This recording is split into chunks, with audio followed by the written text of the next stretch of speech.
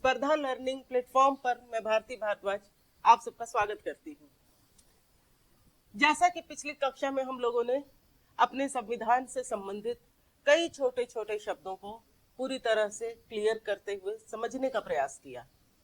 आगे अब हम लोग अपने अगले चरण में प्रवेश करते हैं, जिसमें संविधान के निर्माण से संबंधित बहुत सारे तथ्य आज हम लोग डिस्कस करेंगे। क्योंकि संविधान, भारत का जो संविधान है वो काफी लंबा चौड़ा रहा और हमारा इतिहास भी अगर देखा जाए तो अन्य देशों की तरह नहीं रहा था, बल्कि हमारे देश का इतिहास एक लंबी गुलामी के बाद मिली आजादी के साथ शुरू हुआ, जिसमें अंग्रेजों ने हम लोगों को एक लंबा संघर्ष करवाया। उस संघर्ष में हम लोगों ने कई मांगे रखी और उन मांगों में भारत के लिए एक संविधान देने की भी मांग प्रमुख थी। बार बार इस मांग को हमारे संघर्षकर्ताओं ने जो आजादी के लिए लड़ रहे थे अंग्रेजों के सामने रखा, लेकिन इसका एक सकारात्मक अगर देखा जाए जवाब अंग्रेजों की तरफ से नहीं आ रहा था, क्योंकि वो जब तक भारत में रहे मनमाने तरीके से उन लोगों ने यहाँ पर शासन किया और अगर किसी तरह से शासन से संबंधित कोई दस्तावेज उन्होंने लाए तो वो भी अपने हितों को ही ध्यान में रखते हुए। हम ये नहीं कह सकते हैं कि भारतीयों के हितों को ध्यान में रख के अंग्रेजों के द्वारा कोई लिखित प्रावधान या अलिखित प्रावधान विशेष रूप से शासन से जो संबंधित हो वो लाया गया। पर हमारा संघर्ष भी लंबा था। आप देखेंगे आजादी के पहले अगर 1857 के रिवोल्ट के बाद से ही कुछ कुछ छोटे छोटे कदम उठाए गए थे, लेकिन उन कदमों में कोई विशेष दम नहीं था। वो बस छोटे से किसी वर्ग को खुश कर देने के लिए जो कि ज्यादा संघर्ष कर रहा था उससे रिलेटेड था। तो संविधान निर्माण का जो सफर है वो वास्तविक रूप से कब से आरंभ हुआ, इस पर हम लोग देखेंगे कि क्या सकारात्मक कदम कौन सा रहा है जो कि संविधान को बनाने में हम लोगों के लिए सबसे सहायक सिद्ध हुआ। ये पूरा का पूरा सेगमेंट अगर देखा जाए तो समझने से कहीं ज्यादा नोट डाउन करने वाले चैप्टर जैसा है, क्योंकि इसमें बहुत सारे तथ्य हैं और लगभग उन्हीं तथ्यों का हम लोगों ने संकलन यहाँ पर आपके सामने प्रस्तुत किया है, जो एग्जामिनेशन में अलग अलग जगह प्रश्नों के रूप में पूछे जा चुके हैं और आगे भी पूछे जाते रहेंगे। तो आप अवश्य ही इन सभी तथ्यों को ध्यान में रखते हुए आगे की बातें देखते सुने और साथ साथ कॉपी पेन लेके उसको नोट डाउन भी करते चले जाएं। तो सबसे पहले हम लोग क्या देखते हैं कि ये जो संविधान सफर है, संविधान बनने का जो सफर है वो कितना लंबा रहा। ये 1 दिन 2 दिन 4 दिन 6 दिन नहीं होकर एक लंबे समय तक हमारी व्यवस्था के साथ जुड़ा हुआ रहा था। और ये समय कितना था?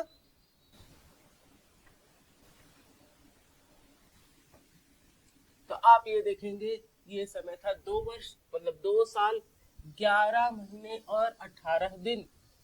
संविधान बनने में कितना समय लगा है? तो 2 साल 11 महीने 18 दिन, मतलब आप लगभग ये मान कर चले कि 3 साल तक हम लोगों के यहाँ संविधान बनने की प्रक्रिया चलती रही। क्योंकि संविधान भी अगर आप देखें तो बहुत बड़ा है, देश देखें तो वो भी बहुत बड़ा है, तो इतने बड़े देश के लिए हम लोगों को संविधान बनाने में समय लगना ही था। प्लस जो भी हमारे यहाँ संविधान बनाने वाले थे वो भारत को एक इतना अच्छा संविधान देने के लिए प्रयासरत थे जो कि विश्व में सबसे अनूठा टाइप का संविधान हो, या हमारे देशवासियों को किसी भी तरह किसी भी जगह की कोई दिक्कत ना हो पूरे देश को चलाने में, ये वर्षों तक चलता रहे, जिसमें हर एक भारतीय के सपने साकार होने का रास्ता भी छिपा हुआ हो। एक ऐसे संविधान को देने की व्यवस्था संविधान निर्माताओं ने की थी। और इस प्रयास में सबसे पहला सकारात्मक कदम जो था वो अंग्रेजों के ही काल में हुआ। ये था 1946 का कैबिनेट मिशन प्लान।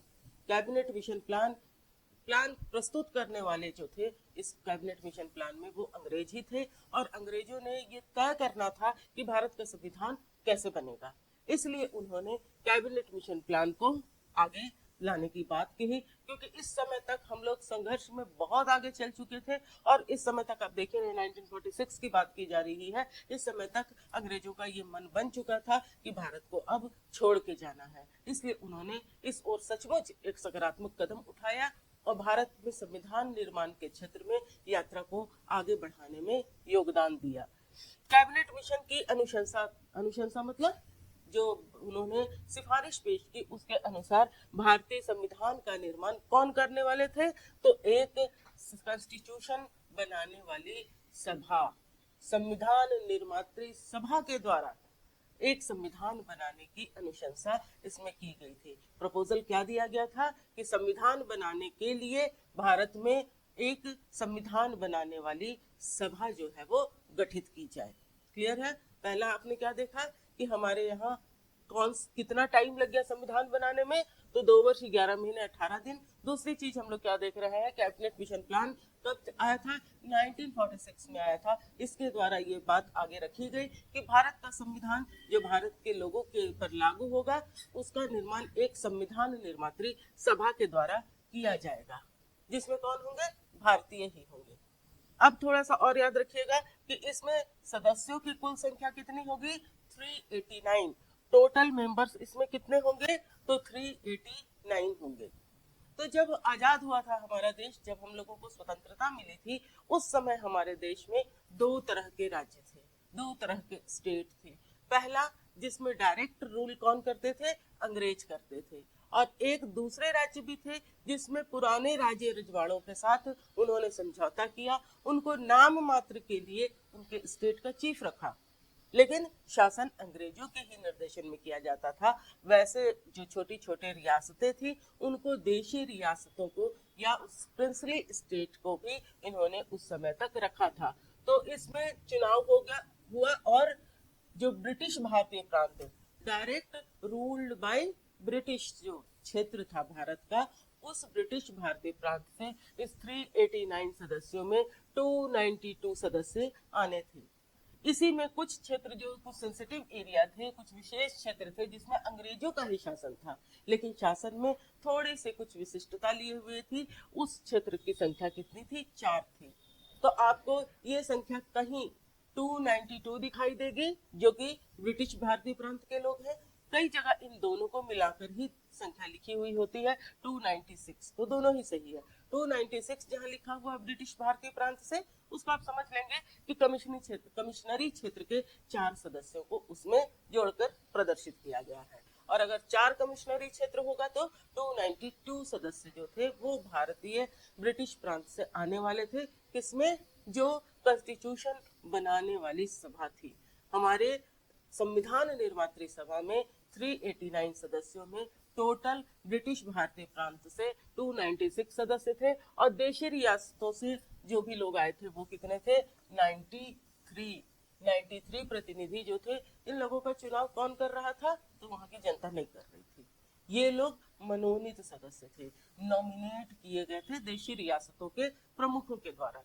देशी रियासतों के प्रमुखों ने इन लोगों को नॉमिनेट किया था, अलग अलग क्राइटेरिया के हिसाब से अलग अलग क्षेत्रों से वर्गीकृत करके उन्हें नॉमिनेट किया गया था। मतलब ये लोग डायरेक्टली जनता के द्वारा चुने हुए नहीं थे, ये जनता के द्वारा चुने गए थे। आप यहाँ देख ही रहे, रियासतों के प्रमुखों द्वारा मनोनीत किए गए थे। और 296 सदस्य भारतीय जनता के द्वारा चुन लिए गए थे। इन सभी का चुनाव कब हुआ है? तो ये कभी पूछता है, जुलाई और अगस्त महीने के बीच में ये 1946 में देश के अलग अलग क्षेत्रों में चुनाव संपन्न हुए, जिसमें भारतीय जनता ने अपने प्रतिनिधियों को भेजा और देशी रियासतों ने मनोनीत करके कुछ सदस्यों को इस सभा में भेजा था, संविधान निर्मात्री सभा। तो जो भी भारतीय क्षेत्र में चुनाव हुए, अलग अलग दल उसमें शामिल थे। इससे भी क्वेश्चन कई बार पूछा हुआ है कि किस दल को सबसे ज्यादा इसमें बहुमत मिला या सबसे ज्यादा मत प्राप्त हुए, कौन सा दल कितना इसमें सीट लेके आया। तो इसमें सबसे ज्यादा जो सीटें थी वो उस समय की सबसे लोकप्रिय जो सरकार थी उसको मिला, वो थी कांग्रेस। कांग्रेस को इसमें कितना मिला था? 208 स्थान। संविधान बनाने वाली सभा के लिए देश भर में जुलाई अगस्त 1946 को चुनाव संपन्न हुए, जिसमें कांग्रेस रेस में सबसे आगे रही। कितने स्थान लेके? 208 स्थान लेते कांग्रेस इसमें सबसे ज्यादा सीट लेकर सामने आई। इसके अलावा हम लोग इसमें कुछ और डे एंड डेट देखेंगे। क्योंकि चुनाव जब हो गया, मनोनीत सदस्य आ गए, निर्वाचित सदस्य आ गए, तो अब था कि बैठ के इस बात को देखना कि भारत का संविधान जो है वो कैसे बनाया जाए। नेचुरल है, इसके लिए बैठ के एक के बाद एक संपन्न हुई। और इन बैठकों में सबसे पहली बैठक जो थी, इसको एकदम जरूर से याद रखिएगा, 9 दिसंबर 1946 को की गई। संविधान निर्मात्री सभा की पहली बैठक कब हुई है? तो 9 दिसंबर 1946 को। 9 दिसंबर 1946 का जो समय था, वो अब तक भारत को तो आजादी नहीं मिली थी। शुरुआत हमारे संविधान निर्माण की आजादी से पूर्व ही हो चुकी थी। पहले ही हम लोगों ने मिलकर अपने संविधान पर काम करना शुरू कर दिया था, क्योंकि अब तक ये तो तय हो चुका था कि भारत को अब स्वतंत्रता मिल रही है। अब भारत के लोग मिलकर अपने सपने को साकार करते हुए अपने संविधान का निर्माण करेंगे, जिसमें 2 वर्ष 11 महीने 18 दिन हम लोगों ने लगाए, जिसकी शुरुआत 9 दिसंबर को हुई थी। अब सभा होगी तो स्वाभाविक है कि सभा के संचालन के लिए भी किसी न किसी व्यक्ति को चुनना पड़ेगा। तो हमारे यहाँ सबसे पहले 9 दिसंबर का जो महत्वपूर्ण कार्य हुआ, वो क्या था? सभा चलाने के लिए एक व्यक्ति विशेष को चुनना। और ये कौन थे? हमारे सच्चिदानंद सिन्हा जी थे, जिन्हें अस्थायी रूप से अध्यक्ष बनाया गया। अस्थायी अध्यक्ष मतलब टेम्पररी जो स्पीकर थे इस सभा के, वो कौन बनाए गए? तो सच्चिदानंद सिन्हा। सच्चिदानंद सिन्हा को चुनने का क्या कारण था? तो उसका आधार था कि उस पूरे सभा में जो सबसे उम्र दराज वरिष्ठतम सदस्य थे, जिनको बहुत ज्यादा अनुभव प्राप्त था, उनको इसका सम्मान भी देना और उस पूरे विवाद से भी बचना कि आखिर इसका अध्यक्ष कौन होगा। लेकिन अगर देखा जाए तो भले ही वो एक ही दिन के लिए थे, लेकिन इनका नाम अब अमर हो गया, क्योंकि सच्चिदानंद सिन्हा को अध्यक्ष के रूप में हम लोग बार बार पढ़ेंगे। सच्चिदानंद सिन्हा ने क्या काम करवाया? तो उन्होंने स्थायी अध्यक्ष के रूप में एक व्यक्ति को चुनने के लिए वोटिंग करवाई। पहले नाम इनवाइट किए कि कौन इसमें खड़ा होना चाहता है, तो उसमें राजेंद्र प्रसाद जी का नाम सामने आया।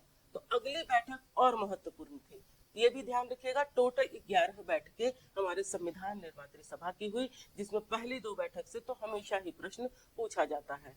फर्स्ट में क्या हुआ? हमारे स्पीकर चुने गए, जो कि टेम्पररी थे। उनका काम ही यही था कि इस सभा को एक स्थायी रूप से अध्यक्ष प्रदान करना। उन्होंने इसमें वोटिंग करवाई और ये वोटिंग जो थी संपन्न हुई 11 दिसंबर 1946 को। अगला अध्यक्ष जो सामने आया वो कौन था? डॉक्टर राजेंद्र प्रसाद। सर्वसम्मति से इनको चुन लिया गया। तीसरी तिथि जो थी वो थी 13 दिसंबर। याद रखिएगा, 9 दिसंबर, उसमें 2 जोड़िएगा, 11 दिसंबर, फिर 2 जोड़िएगा, 13 दिसंबर। आज शुरू की 3 जो बैठकें रही बहुत महत्वपूर्ण थी, बहुत महत्वपूर्ण काम भी हुए और एग्जाम के लिए भी ये इम्पोर्टेंट है। इन तीनों से प्रश्न पूछे जा चुके हैं अलग अलग हमारे एग्जामिनेशन में। 13 दिसंबर के दिन जवाहरलाल नेहरू जी के द्वारा उद्देश्य प्रस्ताव प्रस्तुत किया गया कि हम लोग किस उद्देश्य से मिले हैं, हम लोगों को आगे क्या करना है, हमें किस तरह का संविधान अपने देशवासियों को देने की जिम्मेवारी सौंपी गई है। हमारे देश के सभी नागरिकों का उसमें कल्याण हो, उनके स्वप्न उसमें दिखाई दे और उसे आगे बढ़ाने के लिए हम लोग अपना कार्य संपन्न करें। तो आप लोगों ने क्या देखा? 9 दिसंबर को पहली बैठक, उसके बाद अगला 11 दिसंबर को अगली बैठक, उसके बाद 13 दिसंबर को अगली बैठक। पहले अस्थायी अध्यक्ष सच्चिदानंद सिन्हा जी चुने गए, दूसरी बैठक में स्थायी रूप से राजेंद्र प्रसाद को चुन लिया गया, जो कि अंत तक बने रहे, और तीसरा जो कि उद्देश्य प्रस्ताव जवाहरलाल नेहरू जी के द्वारा प्रस्तुत किया गया। इसके बाद ये हुआ कि एक हमारे प्रारूप समिति का गठन किया गया। मतलब वो उन्होंने संविधान के प्रारूप को तैयार करने का जो काम किया था उसको संपन्न कराया। और ये महान व्यक्ति कौन थे? डॉक्टर भीमराव अंबेडकर। डॉक्टर भीमराव अंबेडकर की अध्यक्षता में ही प्रारूप समिति ने काम करना शुरू किया। तो इसको भी आपको अवश्य भावी रूप से याद करना है। तो संविधान को ऐसे ही नहीं बनाया गया, बल्कि संविधान के हर हिस्से को बनाने से पहले बार बार डिस्कशन हुए।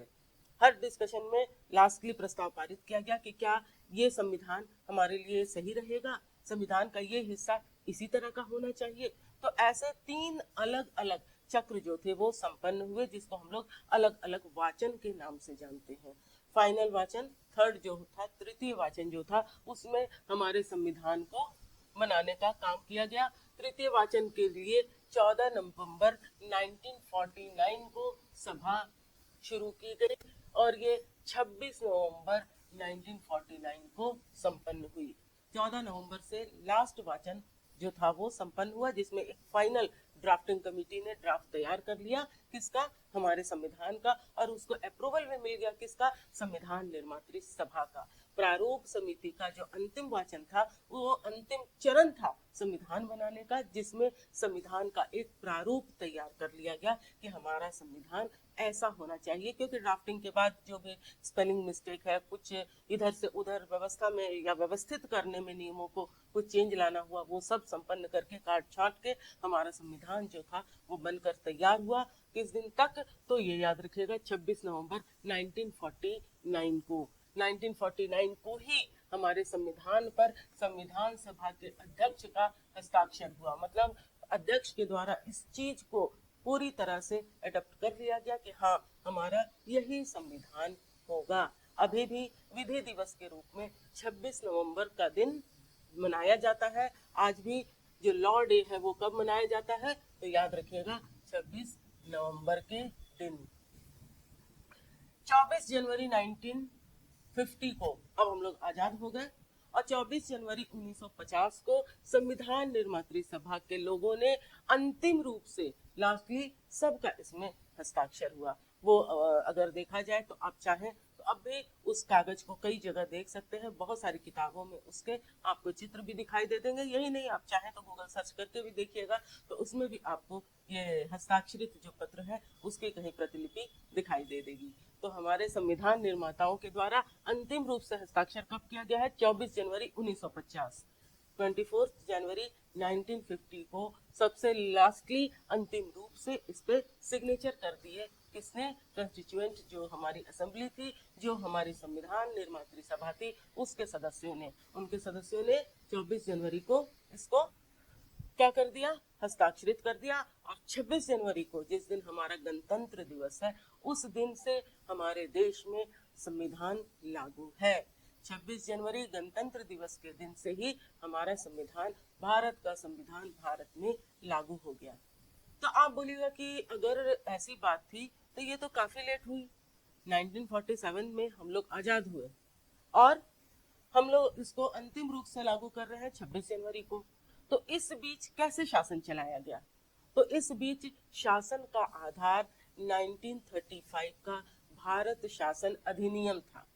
भारत शासन अधिनियम के आधार पर ही हमारा जो देश था वो कब से कब चला है, जब से हमारे यहाँ आजादी मिली है तब से लेकर हमारे संविधान लागू होने तक। 26 जनवरी 1950 से पूर्व जो संविधान था वो कौन सा संविधान था, 1935 का। 1935 के संविधान से हम लोगों ने बहुत कुछ लिया है, ऐसा नहीं है कि वो संविधान वैसे ही चला गया या 1935 का एक्ट बाद में बिल्कुल ही बेकार हो गया। 1935 के एक्ट से हम लोगों ने अधिकतम चीजें अपने शासन व्यवस्था में डाली हैं। उसके अलावा हम लोग क्या देख रहे हैं कि हमारे कुछ उपबंध, जो ये संविधान बना हुआ है उसके कुछ उपबंधों को पहले से लागू कर दिया गया है। इस पर भी क्वेश्चन आया, कौन कौन से? पहला है सिटीजनशिप या नागरिकता। नागरिकता से संबंधित नियमों को पहले ही लागू कर दिया गया था। संविधान जैसे ही, हमारा देश जैसे ही आजाद हुआ वैसे ही जो संविधान बन चुका था उसमें नागरिकता से संबंधित प्रावधान लागू कर दिए गए। वो करना भी जरूरी था क्योंकि दोनों ही देशों में, जो भारत और पाकिस्तान के रूप में भारत का बंटवारा हुआ, आवाजाही बहुत ज्यादा हो रही थी और उनके लिए एक नियमावली की बहुत सख्त जरूरत थी।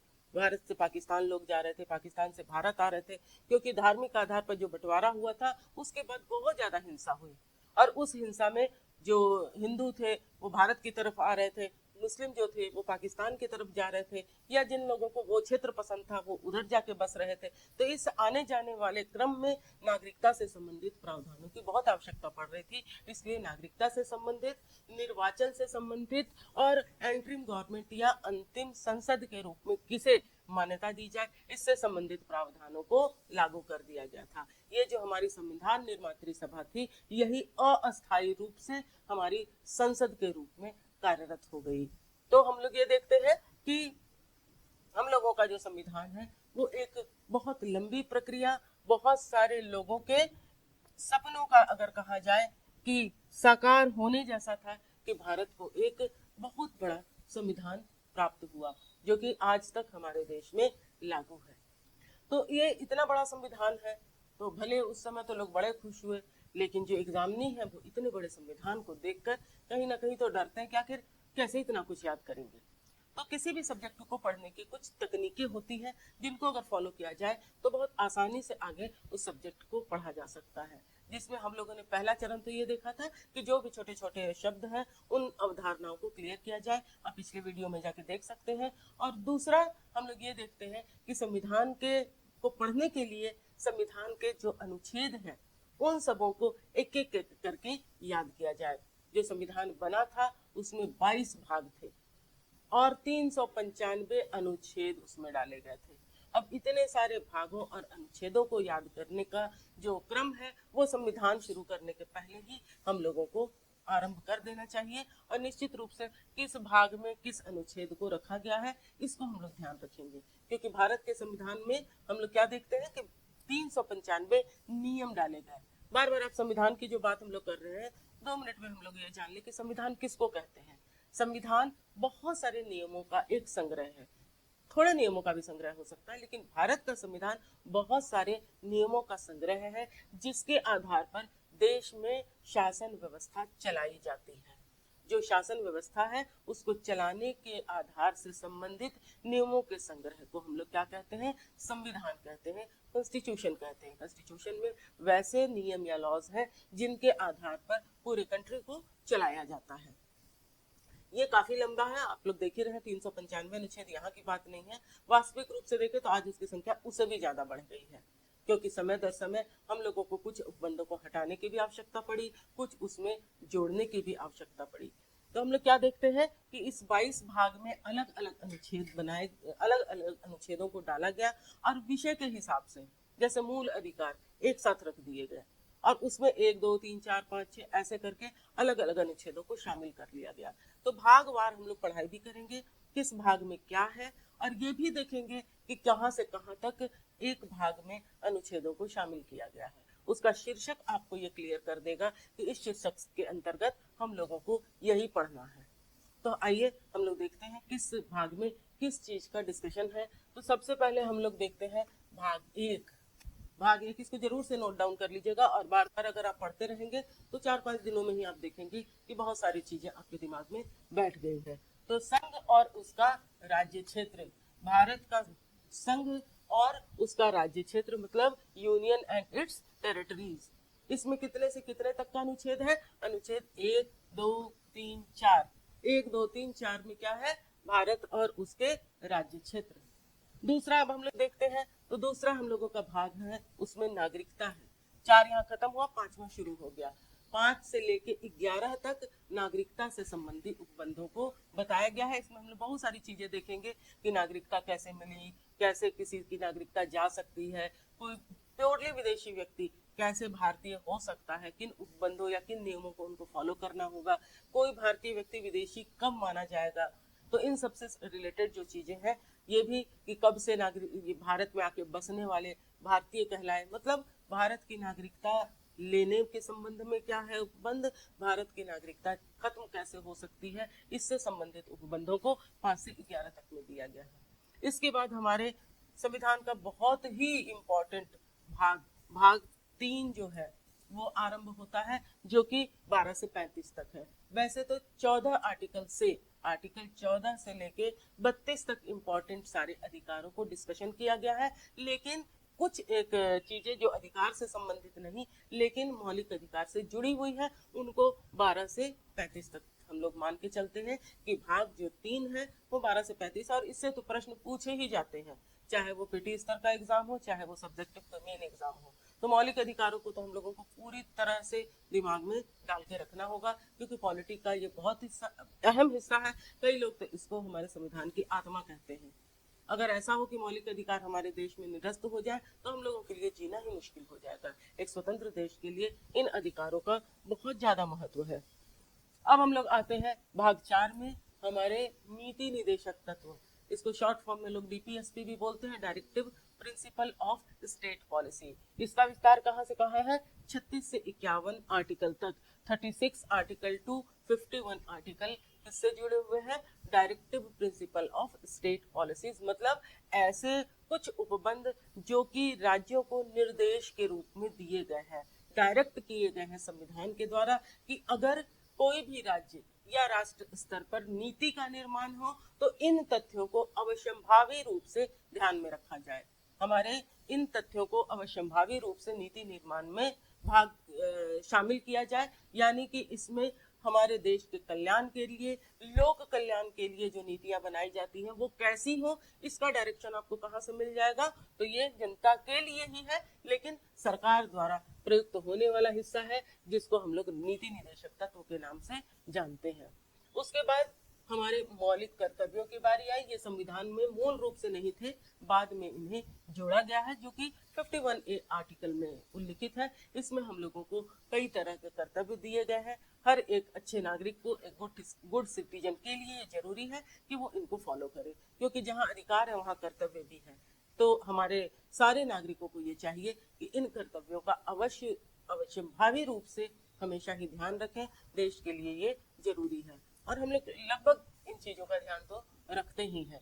अगला जो सबसे इम्पोर्टेंट और काफी लंबा भाग है, वो भाग है भाग 5। भाग 5 में संघ के बारे में, यूनियन के बारे में चर्चा की गई है, जो कि आर्टिकल 52 से लेके 151 तक है। आर्टिकल 52 से लेके 151 तक किसका उल्लेख है? संघ या यूनियन का। ये बहुत लंबा भाग है और इसमें बड़ी सारी चीजें दी गई हैं, जैसे संघ की एग्जीक्यूटिव को इसी में डिस्कस किया गया है, संघ की विधायिका को इसी में डिस्कस किया गया है, यूनियन जुडिशरी जो है वो भी इसी में है, इसी में कैग को हम लोग देखते हैं, इसी में सीएजी को देखते हैं। तो एक लंबा इसमें एरिया जो है वो कवर अप होता है। यही नहीं, अगर हम लोग देखें तो इसमें आपको हमारे विधायिका से रिलेटेड जो कार्य है, जैसे लोकसभा अध्यक्ष कौन होगा, उसके काम क्या है, उसकी योग्यता क्या है, ये सभी चीजों को बहुत डिटेल से इसमें डाला गया है। तो भाग 5 जो है वो संघ है। क्वेश्चन के पॉइंट ऑफ व्यू से भी आपको ये काफी इंपॉर्टेंट दिखाई देगा।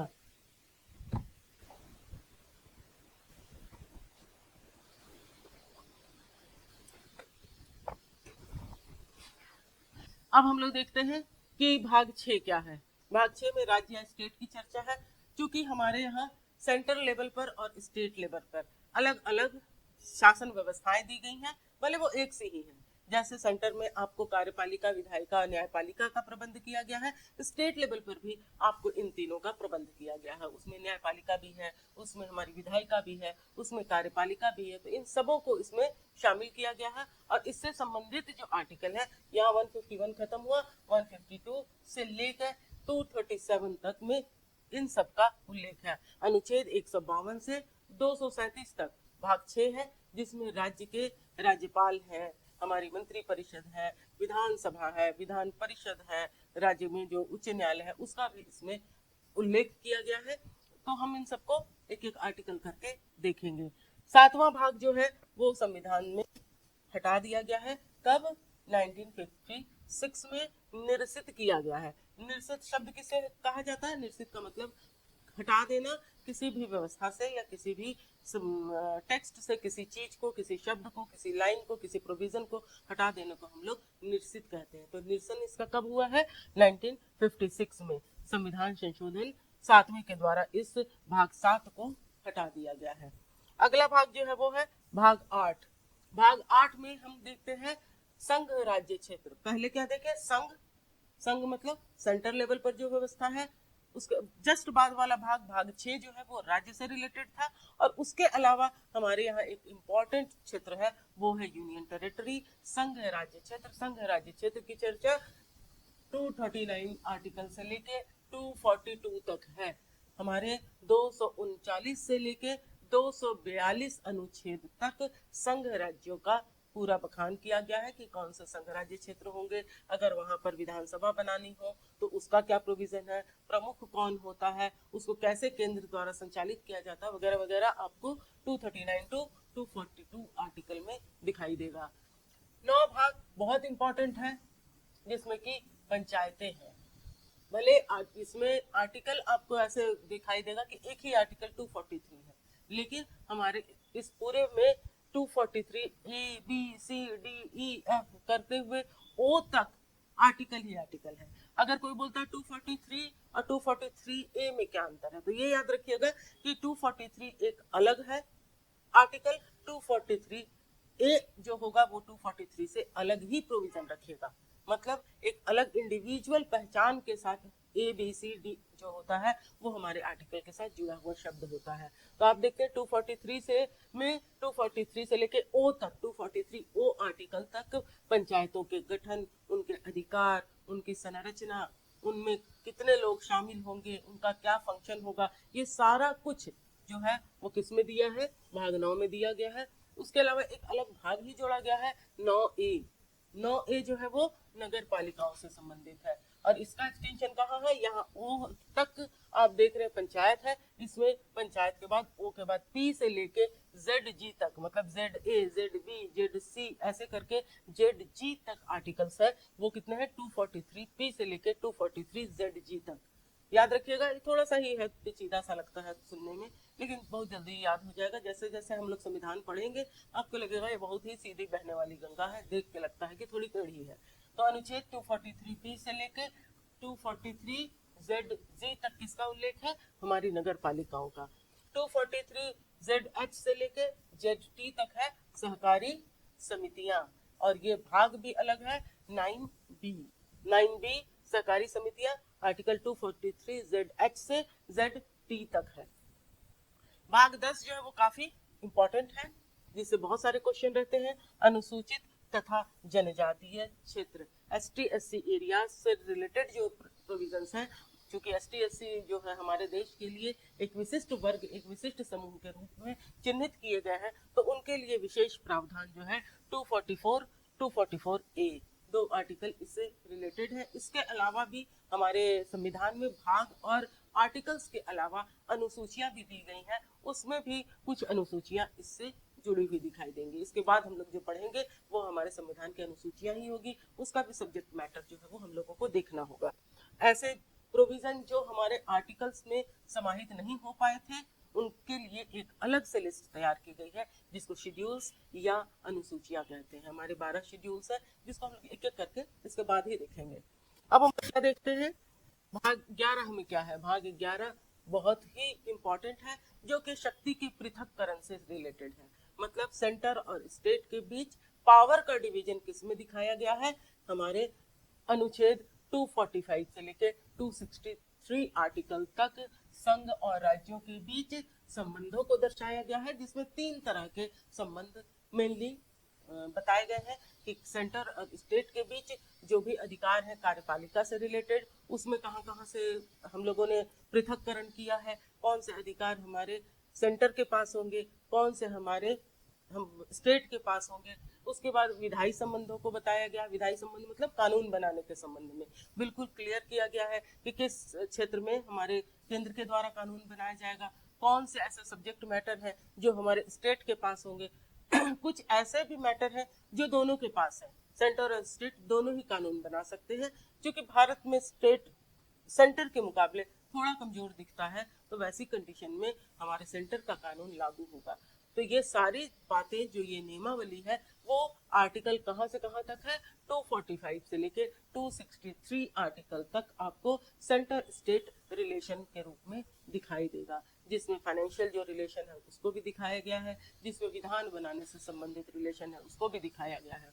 उसके बाद हमारा अगला भाग जो है भाग 12 वित्त संपत्ति संविदा और वाद, वो कहाँ से कहाँ है, आर्टिकल 264 से 300A तक इसका एक्सटेंशन आपको दिखाई देगा। भाग 13 जो कि भारत के अंदर जो भी वाणिज्य व्यापार या उससे रिलेटेड कुछ प्रोविजंस थे उनसे जुड़ा हुआ है, ये है 301 से लेके 307 तक, 301 से लेके 307 के बीच हमारा भाग 13 है। भाग 14 जो है वो भी बहुत इंपॉर्टेंट है, कई तरह के प्रश्न यहाँ से बनकर निकलते हैं, जो कि आर्टिकल 308 से 323 तक है। इसमें क्या दिया गया है, अगर संघ के लेवल पर, सेंटर लेवल पर लोग चुनकर हमारे अधिकारियों के रूप में कार्यरत होंगे तो उनको चुनने वाले कौन होंगे, और वही राज्य लोक सेवा से संबंधित जो भी लोग होंगे उनको चुनने वाले कौन होंगे? संघ लोक सेवा आयोग, राज्य लोक सेवा आयोग, इन दोनों को इसके भाग 14 में ही डिस्कस किया गया, आर्टिकल 308 से लेकर 323 तक के बीच। 14A में है अधिकरण, जो कि 223A से लेकर 223B तक है।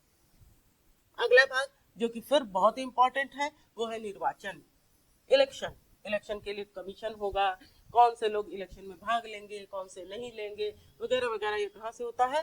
आर्टिकल 324 324 से शुरू होता है और इसकी चर्चा 329A मतलब 329A तक की गई है। इन सबको जरूर से जरूर याद रखिएगा, क्योंकि बार बार अभी से लेके मेंस तक आपको इन सभी आर्टिकल्स की जरूरत पड़ेगी, इनको याद रखने की आवश्यकता आपको महसूस होगी।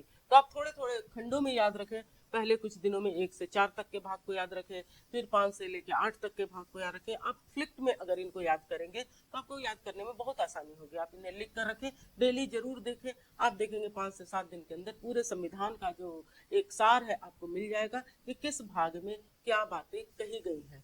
अब हम लोग देखते हैं अगला कि कुछ वर्गों के लिए विशेष उपबंध, स्पेशल क्षेत्र के लोगों के लिए स्पेशल उपबंध जो है भाग 16 में है, 330 से लेके 342 तक, 330 आर्टिकल से लेके 342 आर्टिकल तक कुछ स्पेशल क्लास के लिए स्पेशल जो उपबंध है उनको शामिल किया गया है। फिर हम लोग आ जाए भाग 17 में, राजभाषा। हमारी जो राजभाषाएं हैं उनके लिए भी एक लिस्ट बनाई गई है कि उनके विकास के लिए किया जाएगा, किन किन भाषाओं को हम लोग राजभाषा का दर्जा देंगे, उनके लिए आयोग वगैरह बनाने की भी जो प्रोविजन है उसके बारे में हमारे भाग 17 में दिया गया है। आर्टिकल 343 से लेके 351 तक, 343 से लेके 351 तक जो भी आर्टिकल है उसका संबंध भाग 17 से है, जिसमें राजभाषा की चर्चा की गई है। बहुत लंबा लग रहा होगा ना संविधान। आगे हम लोग देख रहे हैं जो बहुत ही इंपॉर्टेंट आपको दिखाई दे रहा है ये भाग, जो कि भाग हमारा 18 है, आर्टिकल 352 से लेके 360 तक। आपातकालीन उपबंध वैसे उपबंध है जब देश में संकट की स्थिति हो, राज्य चला नहीं पा रहे हो या राज्य चलाना मुश्किल हो, प्रोविंस जो है वो अपनी शासन व्यवस्था संभाल नहीं पा रहे हो, देश में ऐसी स्थिति उत्पन्न हो गई हो जिसको संभालने में हमारे प्रोविंस या राज्य सक्षम न रह जाए, तो सेंटर के द्वारा उनके जिम्मेवारियों को ले लिया जाता है और एक सेंटर से शासन चलता है। मतलब संघात्मक व्यवस्था समाप्त हो जाती है और शासन का स्वरूप कैसा हो जाता है? एकात्मक हो जाता है, यूनिटरी हो जाता है। तो 3 अलग अलग अवस्थाएं हैं जब आपातकालीन अवस्था के रूप में चिन्हित की जाती है, जिनकी चर्चा किसमें की गई है? 352 से 360 के बीच, जो कि कभी फाइनेंशियल क्राइसिस के रूप में जब स्थिति आ जाए उस समय होता है वित्तीय आपातकाल, या राष्ट्रीय आपातकाल होता है जब हमारे यहाँ युद्ध या युद्ध सी स्थिति उत्पन्न हो जाए। तो इन सबों को अगर हम लोग देखें तो अलग अलग आपातकाल के बारे में भी बताया गया है, उस समय क्या खास तरीके से किसी राज्य को चलाया जाएगा इसके बारे में भी बताया गया है, इसका संसद कैसे अनुमोदन करती है, इसको अनाउंस कौन करता है, ये सारे प्रोविजंस जो है आपको डिटेल में कहाँ मिलेंगे? हमारे भाग 18 में 352 अनुच्छेद से लेके 360 अनुच्छेद के बीच। और उसके अलावा कुछ बचे खुचे जो प्रोविजन है वो प्रकीर्ण में डाले गए हैं अनुच्छेद 361 से 367 तक। अब इतना बड़ा जो संविधान है, समय के साथ साथ इसमें नई चीजें डालने या पुरानी चीजों को हटाने का भी प्रावधान होना चाहिए, क्योंकि ऐसा नहीं है कि आजादी के समय जो चीजें बहुत ही मुख्य थी वो आज भी उतनी ही प्रमुखता से रहे, और कुछ तो ऐसे भी मैटर आ गए हैं आजादी के बाद जो उस समय सोचे ही नहीं जा सकते थे, जैसे साइबर से रिलेटेड क्राइम हुआ या उस तरह की चीजें हुई, उस समय तो कभी इसके बारे में सोचा ही नहीं जा सकता था, लेकिन आज हमारे लिए वो अति महत्वपूर्ण कड़ी के रूप में देखे जाते हैं। तो ऐसे में एक ऐसा संविधान बना लिया जाए जो बहुत कठोर हो, जिसमें लचीलापन हो ही नहीं, तो वो भी गलत होता। संविधान निर्माता काफी दूरदर्शी थे और उन्होंने इसके लिए एक अलग से ही भाग सुनिश्चित कर दिया और उसमें आर्टिकल डाला 368। आर्टिकल 368 संविधान संशोधन से संबंधित है, इसको आप निश्चित रूप से याद करें। अब हम लोग अंतिम 2 भाग में आते हैं, भाग 21, भाग 22। भाग 21 के अंतर्गत अस्थित अस्थायी संक्रमणकालीन और विशेष उपबंध है जिनको कुछ समय के लिए बनाया जाता है, बाद में इससे जुड़े हुए जो भी आर्टिकल है उनको आसानी से हटाया जा सकता है। और लास्टली हम लोग देख रहे हैं कि हमारे संविधान का नाम, प्रारंभ, हिंदी का पाठ जो है वो, इन सब को उसमें शामिल किया है भाग 22 में। तो ऐसा हम लोग नहीं कह सकते कि हर एक भाग एग्जाम की दृष्टि से उतना ही इम्पोर्टेंट है, लेकिन हम लोग ये देखें कि भाग नंबर 20, भाग 20 बहुत इंपॉर्टेंट है, भाग 18 बहुत इंपॉर्टेंट है, भाग 17 उतना ही इंपॉर्टेंट है। आप ये देख लें कि भाग जो हमारा 15 है वो काफी इंपॉर्टेंट आपको दिखाई देगा, इसको टिक जरूर कर ले। भाग 14 वो भी बहुत इंपॉर्टेंट है। आप भाग 11 और 12 देखें, ये भी बहुत ही इंपॉर्टेंट है। प्लस भाग 9 अपने आप में एक बहुत बड़ा चैप्टर और बहुत ज्यादा इंपॉर्टेंट है। भाग 8 संघ के राज्य क्षेत्र, इससे भी जुड़े हुए प्रश्न अक्सर ही परीक्षाओं में पूछे जाते हैं। इसके साथ साथ आप इधर के तो सारे ही भागों को याद रखें, भाग 1, 2, 3, 4, 5, 6 जो है ये बहुत ही इंपॉर्टेंट भागों के रूप में जाने जाते हैं। कौन से भाग में कौन सा विषय है, किस भाग का कहाँ तक एक्सटेंशन है, किसी खास आर्टिकल को ये आर्टिकल किस भाग से संबंधित है, ऐसे प्रश्न बारंबार हमारी परीक्षाओं में पूछे जाते हैं जिनको जरूर से जरूर आपको याद रखना चाहिए। तो ये तो हो गई, आप एक स्टोरेज के रूप में इसको रखें, धीरे धीरे इसको याद करते रहें। आगे हम लोग चलेंगे क्योंकि फिर बार बार हर एक भाग के विषय में जब हम लोग चर्चा करेंगे तो स्वाभाविक रूप से आपको इसके बार बार पुनरावृत्ति का भी मौका मिलता रहेगा और याद होता चला जाएगा। लेकिन चूंकि ये लंबा सारा हिस्सा है तो आपको पहले ही इसको जरूर से जरूर याद करना शुरू कर देना चाहिए, जिससे कि ज्यादा लोड आप पर भी ना पड़े। अब हम लोग चलते हैं अगले हिस्से पे संविधान के, जो कि संविधान से जुड़ा हुआ है और इम्पोर्टेंट भी है। ये है हमारे संविधान की विशेषताएं। भारत का संविधान किन अर्थों में विशिष्ट है, क्या क्या खास चीजें हैं इस संविधान में, क्योंकि ये संविधान बहुत ही शिद्दत के साथ बहुत लंबे समय से कई लोगों की मेहनत का परिणाम है, तो निश्चित रूप में इसमें कुछ ना कुछ तो विशेष होगा ही। तो हम लोग ये देखते हैं कि संविधान में एक नहीं कई विशेषताएं हैं।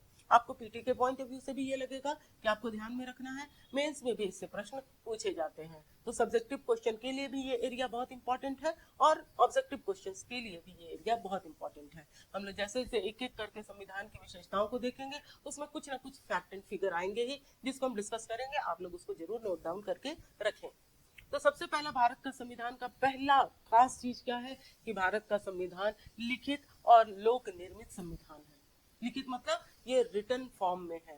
हमारे यहाँ बहुत सारे विश्व में ऐसे देश भी हैं जहाँ पर लिखित संविधान नहीं है। संविधान अगर देखें तो दो टाइप का संविधान आपको दिखाई देगा, एक लिखित संविधान, एक अलिखित संविधान। अलिखित संविधान का उदाहरण आपको ब्रिटेन में मिलेगा। ब्रिटेन में कोई लिखित दस्तावेज नहीं है, जबकि भारत में एक लंबे दस्तावेज के रूप में एक सुंदर सा संविधान निर्माताओं ने देश को समर्पित किया। तो भारत के संविधान की पहली खासियत क्या है कि वो लिखित फॉर्म में है, वो रिटन फॉर्म में है। और दूसरी विशेषता क्या है, ये लोक निर्मित है, मतलब जनता के द्वारा, जनता के प्रतिनिधियों के द्वारा बनाया गया है। क्योंकि कई देशों में तो संविधान अगर लिखित है तो वो हो सकता है कि कुछ एक वर्ग के द्वारा जो कि शासन करने से जुड़ा हुआ था उनके द्वारा थोप दिया गया है। हमारे यहाँ ऐसा नहीं है, हमारे यहाँ लिखित भी फॉर्म में है और वो लोगों के द्वारा बनाया गया संविधान है। ये हमारे संविधान की पहली विशिष्टता हुई। दूसरा, इसमें विभिन्न संविधानों से बहुत सारी चीजों को लिया गया। हमारे देश में जो संविधान निर्माता थे उन्होंने एक लंबा समय ऐसे ही नहीं लगाया।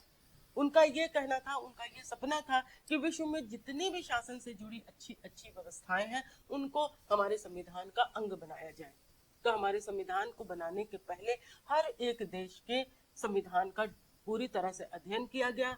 उससे जुड़ी हुई जो भी अच्छी व्यवस्थाएं थी उनको विभिन्न वाचनों में डिस्कशन में लाया गया, उस पर वोटिंग हुई और उसके बाद उसको संविधान का अंग बनाया गया, जिसमें कुछ आंतरिक स्रोत भी थे, कुछ बाह्य स्रोत भी थे।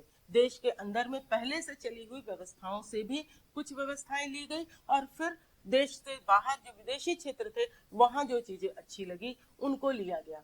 उसकी लिस्ट भी आपको दे दी जाएगी, उसको आपको याद रखना होगा। जैसे आंतरिक में 1935 का एक्ट, जो कि बहुत इंपॉर्टेंट दस्तावेज था संविधान को बनाने में।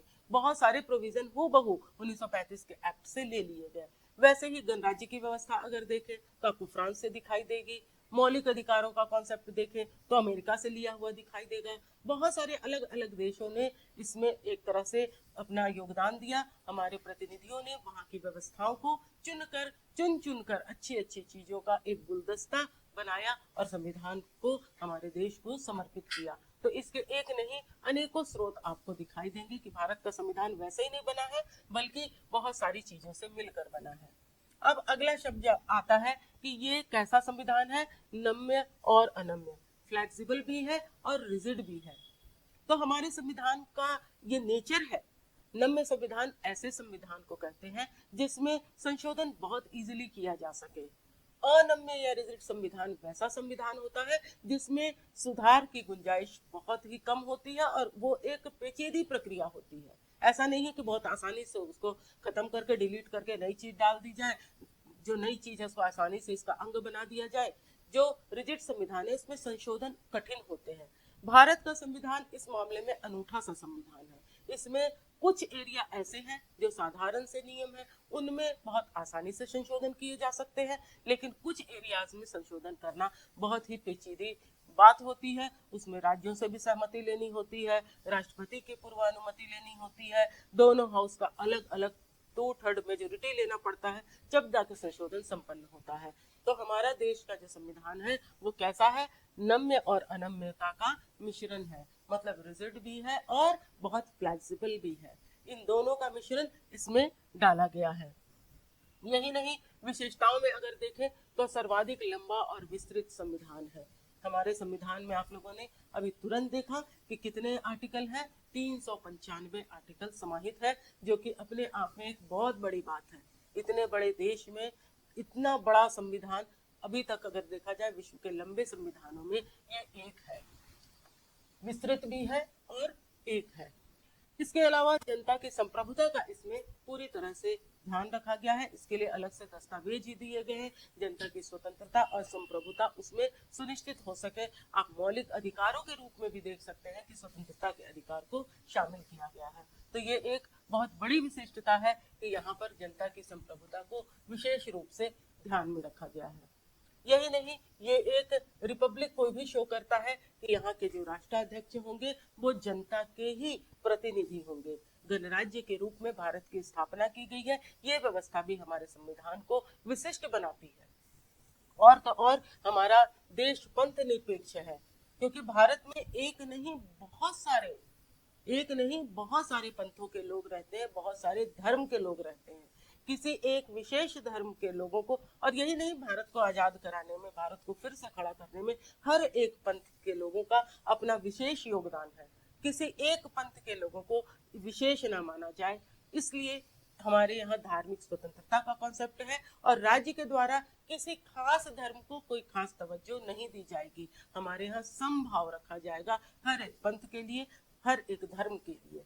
तो ये विशेषता हमारे संविधान को विशेष बनाती है, हमारे देश को विशेष बनाती है। इतने विविधता वाले देश में भी इतनी एकता जो है वो विश्व के लिए बहुत आश्चर्य का विषय होती है, जो हमारे संविधान की विशेषता के रूप में हम लोग देखते हैं। हमारे यहाँ यही नहीं, विशेष रूप से सार्वभौम वयस्क मताधिकार का भी प्रयोग किया जाता है। हमारे यहाँ जाति धर्म आदि के आधार पर या कोई किसी खास वर्ग के हिसाब से वोट देने का या देश की सरकार को चुनने का कोई प्रावधान नहीं है, बल्कि ऐसा हर एक भारतीय नागरिक जो वयस्क हो चुका है, 18 वर्ष की अपनी उम्र पूरी कर चुका है, जिसमें सोचने और समझने की मैच्योरिटी आ गई है, वो हमारे यहाँ मत देने के काबिल है। चाहे वो गरीब हो, चाहे वो अमीर हो, वो बड़े खानदान से हो, किसी भी जाति से हो, किसी भी धर्म से हो, इसका कोई भेदभाव हमारे संविधान में नहीं रखा गया है। इसके साथ साथ हमारे संविधान में अलग से पृथक एक भाग के रूप में मौलिक अधिकार और मौलिक कर्तव्यों को शामिल किया गया है, जिससे जनता के अधिकार सुनिश्चित हो सके और जनता भी अपने कर्तव्यों को सही तरीके से निभा सके। निर्देश भी दिए गए हैं कर्तव्य के रूप में और अधिकारों की तो फहरिस्त ही दी गई है, जिसका जब हम लोग डिटेल करेंगे आप देखिएगा हर टाइप का अधिकार दिया गया है। जनता को इतने अधिकारों से संपन्न कम देशों में ही आप देख सकते हैं। इसमें एक इम्पॉर्टेंट देश हमारा भारत है, जिसमें मौलिक अधिकार एवं कर्तव्यों को स्पेशल रूप से शामिल किया गया है। जनता का हित पूरी तरह से सुनिश्चित रह सके उसके लिए राज्य के नीति निदेशक तत्व बनाए गए हैं कि नीति के निर्माण में भी अगर कभी कठिनाई आए किसी सरकार को तो वो संविधान को देखे जिसमें कि नीति निदेशक तत्वों का समावेश किया गया है, जिससे हमारा देश एक लोक कल्याणकारी पब्लिक वेलफेयर वाला देश बन सके, हर एक का हित इसमें सुनिश्चित हो सके। इसका पूरा पूरा ध्यान हमारे संविधान बनाने वाले वर्ग के द्वारा रखा गया। स्वतंत्र एवं निष्पक्ष न्यायपालिका, हमारे यहाँ न्यायपालिका को पूरी तरह से स्वतंत्र रखा गया है, किसी के दबाव में हमारी न्यायपालिका काम नहीं करेगी। ये हमारे प्रोविजंस में ही डाल दिया गया है, चाहे स्टेट गवर्नमेंट के जो हमारी न्यायपालिका हो वो, जिला स्तर की न्यायपालिका हो वो, या हमारे राष्ट्रीय स्तर में हमारा सुप्रीम कोर्ट हो। जो भी हमारे प्रोविजंस जोड़े गए हैं संविधान में उसमें इस बात को विशेष रूप से शामिल रखा गया है कि जब भी हमारे न्यायालय काम करेंगे उनसे जुड़े हुए जो हमारे न्यायाधीश जो होते हैं उनमें राजनीतिक दलों के द्वारा किसी तरह का कोई दबाव ना बनाया जाए, किसी खास विशेष पद पे बैठने वाला व्यक्ति न्यायालय पे दबाव ना बना सके, उनमें जो भी हमारे जजेस काम करते हैं उनकी वेतन भत्तों आदि में किसी तरह की कमी ना की जा सके, एक तरह से उनको ना डराया धमकाया जा सके, इसका पूरा पूरा ख्याल संविधान बनाने वालों ने रखा है, जिससे कि एक निष्पक्ष एवं एक स्वतंत्र न्यायपालिका कार्यरत हो, जन जन को न्याय मिल सके, हर एक व्यक्ति को हर एक वर्ग के साथ किसी तरह का कोई भेदभाव ना हो पाए, सबको समभाव से देखा जाए, इसके लिए एक विशिष्ट न्यायपालिका जो कि निष्पक्ष हो सके उसकी आवश्यकता थी। उसे हमारे संविधान बनाने वालों ने संविधान में खास ख्याल रखते हुए डाला है। हमारे यहाँ संसदीय लोकतंत्र है, डेमोक्रेटिक सिस्टम तो है ही, साथ ही साथ संसदीय व्यवस्था को हम लोगों ने अपनाया है जो इसको एक सुंदर स्वरूप देता है। ज्यादातर डेमोक्रेटिक कंट्री में हम लोगों के यहाँ संसदीय व्यवस्था न होकर अध्यक्षात्मक शासन तंत्र वैश्विक स्तर पर अलग अलग देशों के द्वारा अपनाया गया, एडॉप्ट किया गया, लेकिन भारत में इसका एक बहुत ही खूबसूरत स्वरूप आपको दिखाई देगा कि हमारे यहाँ संसद भी है और लोकतंत्र भी है। हम लोग लोकतांत्रिक संसदीय व्यवस्था वाले देश से बिलोंग करते हैं। हमारे यहाँ आपातकाल अगर हो तो उसमें क्या क्या होगा। आपातकाल के लिए आपने तुरंत ही देखा कि अलग से एक भाग सुनिश्चित किया गया है जिसमें आपातकाल कौन घोषित करेगा, किस स्थिति को आपातकाल कहा जाएगा, कब तक आपातकाल रह सकता है, आपातकाल में कौन अधिकारों को निरस्त किया जाएगा, कौन से बने रहेंगे, ये सारा कुछ हमारे संविधान में डाला गया है जो हमारे संविधान को और अधिक विशिष्ट बनाता है। उसमें बहुत सारी चीजें इसमें शामिल कर दी गई है। इसके अलावा कुछ ऐसे भी एजेंसीज को डाला गया है जो स्वतंत्र रूप से काम कर सके, जैसे लोक सेवा आयोग, वो भी स्वतंत्र और निष्पक्ष रूप से काम करते हैं। जैसे चुनाव आयोग, वो भी अपने कामों को बहुत सही तरीके से करते हैं, जो स्वतंत्र रूप से काम करते हैं। ऐसी एजेंसीज है ये हमारे देश की जो कि अपने अपने कार्यों को बिना किसी दबाव के, बिना किसी भेदभाव के, बिना किसी लालच के कार्यों को संपन्न करती है। और इसका प्रोविजन कहाँ है, हमारे संविधान में है, जो कि संविधान को बहुत ही विशेष टाइप या विशेष आकार देता है। ये सारा कुछ संविधान की विशेषताओं के रूप में हम लोग देख सकते हैं। तो हम लोगों ने क्या क्या देखा, एक नहीं बहुत सारी विशेषताओं को हम लोगों ने देखा है। पहली विशेषता है कि ये एक लिखित और जनता के द्वारा बनाया गया संविधान है। दूसरा, विभिन्न संविधानों से इसमें जो भी अच्छी अच्छी वैश्विक स्तर पर बातें हो सकती हैं उन सब को लाके इस संविधान में डाला गया है। इसके अलावा ये अनम्यता और नम्यता का आपको मिश्रण दिखेगा कि इसको अगर सुधारना है या इसमें कुछ नई बातें डालनी है या पुरानी बातों को हटाना है या कुछ एक शब्द ही डालने हो तो उन सब में प्रोविजन कहीं बहुत ही रिजिड है तो कहीं बहुत ही इजी है। यही नहीं, ये सबसे लंबा और विस्तृत संविधान है। इस संविधान को में जनता की संप्रभुता को विशेष रूप से शामिल करने की बात कही गई है। मौलिक अधिकारों और कर्तव्यों को इसमें शामिल किया गया है। हमारे देश को ये संविधान गणराज्य स्वरूप देता है, साथ ही साथ संसदीय स्वरूप भी देता है। हमारा देश एक पंथ निरपेक्ष राष्ट्र होगा, इसकी विशेष रूप से व्यवस्था की गई है। सार्वभौम वयस्क मताधिकार जो है वो भी इसमें डाले गए हैं। यही नहीं, निष्पक्ष न्यायपालिका है, निष्पक्ष न्यायपालिका के साथ साथ सत्ता के विकेंद्रीकरण को भी इसमें डालने का प्रयास किया गया है। पंचायत भी पढ़ के देख रहे हैं। तो हमारा संविधान अनेक विशेषताओं से भरा पूरा हुआ है, जो कि कब लागू हुआ था आप इससे पहले के चैप्टर में ही देख लिए हैं। तो इस संविधान को अगर हम लोग कहें कि पूरे विश्व का एक अनोखा बहुत ही खूबसूरत संविधान है जो भारतीयों द्वारा निर्मित है, भारतीयों के लिए निर्मित है और भारतीयों द्वारा ही इसे बनाया गया है।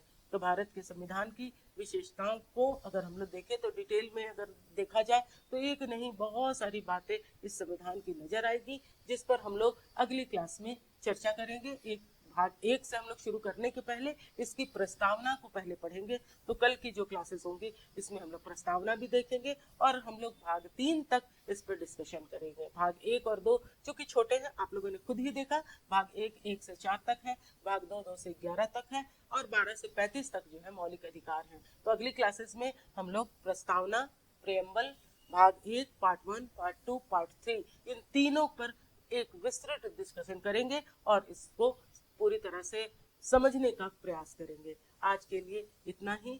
Thank you. नमस्कार।